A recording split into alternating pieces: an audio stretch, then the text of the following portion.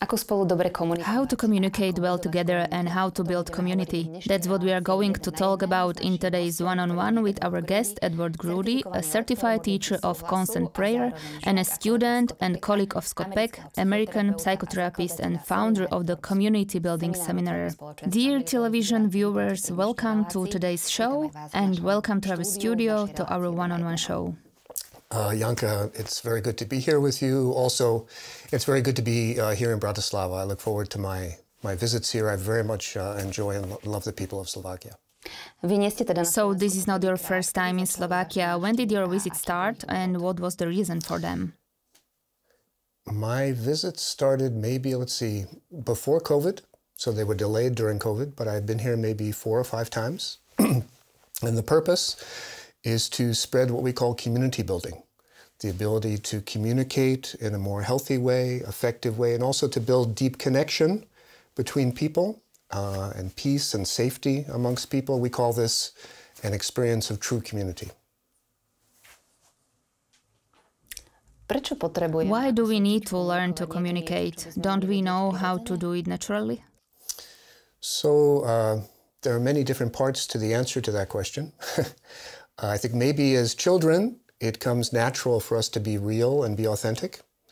But as we grow older, due to our childhood family dynamics, also our adult experiences, many times we take a risk and we communicate with someone and we're disappointed by that experience.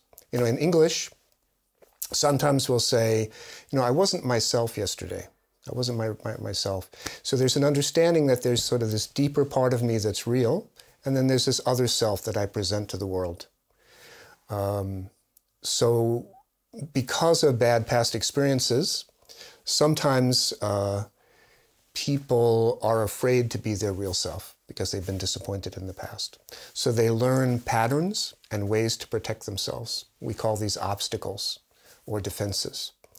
And so because of those defenses, deeper kinds of communication don't really happen. So it's helpful to learn what my obstacles are and how can I let them go, so that we can connect more deeply and I can really see you and know you, and you can really see and know me.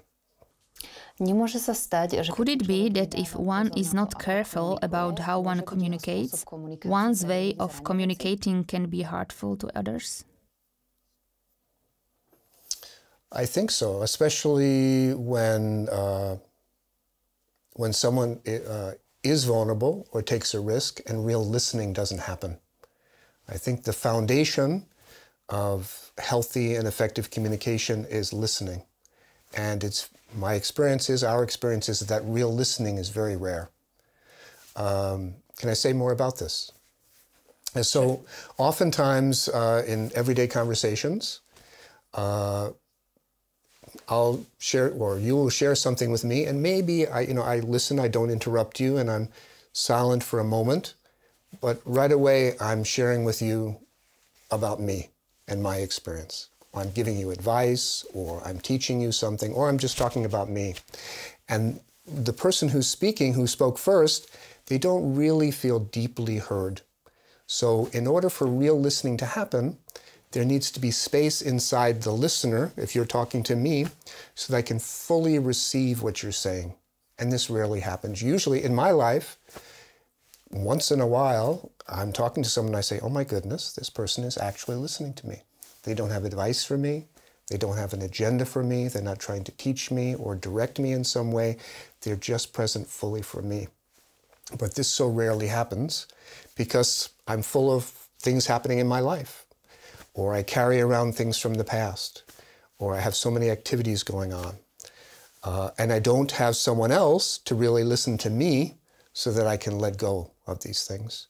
Sometimes we use the metaphor, we do an exercise where it's in a conversation, it's if you have balls and you're throwing the balls to me and you keep throwing them at me and I don't catch any of them.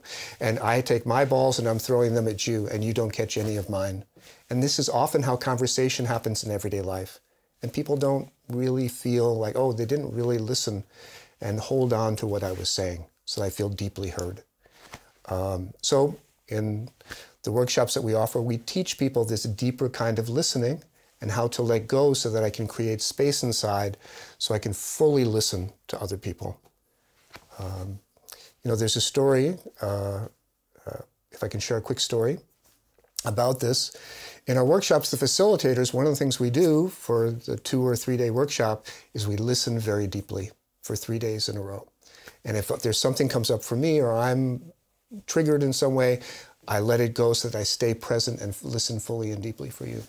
So I love people, but at the end of 3 days, I'm tired of listening. I don't want to listen anymore. So this is a true story. I did a workshop in the United States, in Arizona, the state of Arizona. Very successful workshop. People had a very deep sense of community and connection and relationship.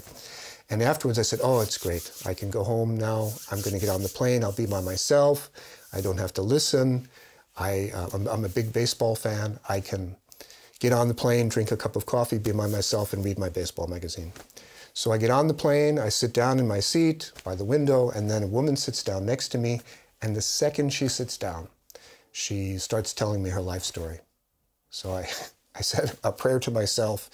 I said a prayer, not to myself, but said a prayer, and you know, am I supposed to listen, or can I tell her, no, I'm not going to listen? And the message was, you listen to her. So I listened to her, and this is a true story, for close to 2 hours in a row, 1 hour and 50 minutes, and I did not say one word. Not one word. The only thing I said was I asked the plane attendant for a Coca-Cola, but I did not say one other word.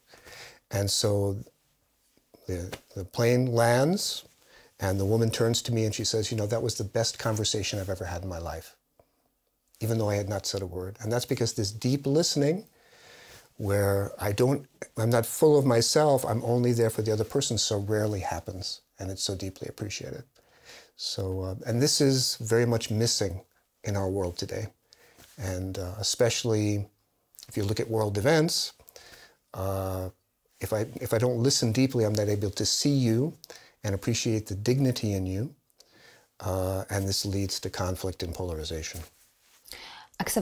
Going back to the beginning of this session, we are going to go back to the topic of communication. So what is communication anyway? What is the basic principle? What does proper communication look like? So I think, again, there are many parts of that. The key part is this listening part, that the most fundamental part of communication is listening, and it rarely happens deeply and well. So many people, when they think of effective listening, and many people think they're good listeners, and then they learn, oh my goodness, there was so much more for me to learn. But many people focus on techniques. So do I have the right body language? Is my head tilted in just the right way? Do I nod at just the right time? Do I make eye contact? And do I go, mm-hmm, at just the right time? So these techniques are helpful, but it's not the secret to listening. I have friends who do all the techniques perfectly, but I know they're not listening. If I asked them to repeat back what I was saying, they couldn't do it. But they do all the techniques. The secret to real listening is what's going on inside me. When you're sharing, can I receive it fully, or do I have too much going on inside me that there's not enough space for me to receive what you're saying? And it's so rare that people know this. The other part of listening is when say I'm able to listen to you, when it's my time to share, am I speaking from this deeper place in me? Am I taking responsibility for what I'm saying? Many people, when I'm communicating with you, they'll say, we feel this way and we think that way. Or you think this, and you know it's hard for people when they're losing a job. Or we're going through tough times, the economy is difficult. It's very different to say, I'm afraid that I don't have a job. I'm worried about my children. So there's this skill about speaking about myself. We call this I statements. So there are many guidelines and skills like this that people have forgotten how to do. And it creates safety between people, so I can take risks. It also creates more real listening, and it creates what we call connection, authentic connection, unusual safety, and extraordinary respect. But it's not something that just comes naturally. It needs to be learned. There are skills and guidelines and ways of being that promote this connection and communication. Communication and community have basically the same word base. You are talking about community building, which is actually how to build community, but we are talking about communication. So how does it all relate to each other? I think that's a wise comment, because communication, community has everything to do with communication. So in the United States, I think it's true here also, the word community has many different meanings. So for example, community can mean a neighborhood, it can mean a city, the Bratislava community, the Prague community, the Munich community, so a geographical area. It can mean a certain kind of person, the lawyer community, the physician community. In America, the white community, the black community, the Jewish community, the Muslim community. So all of these are valid definitions. What we use the word community, and Dr. Peck, who developed the original community building process, he used the word community in a different way.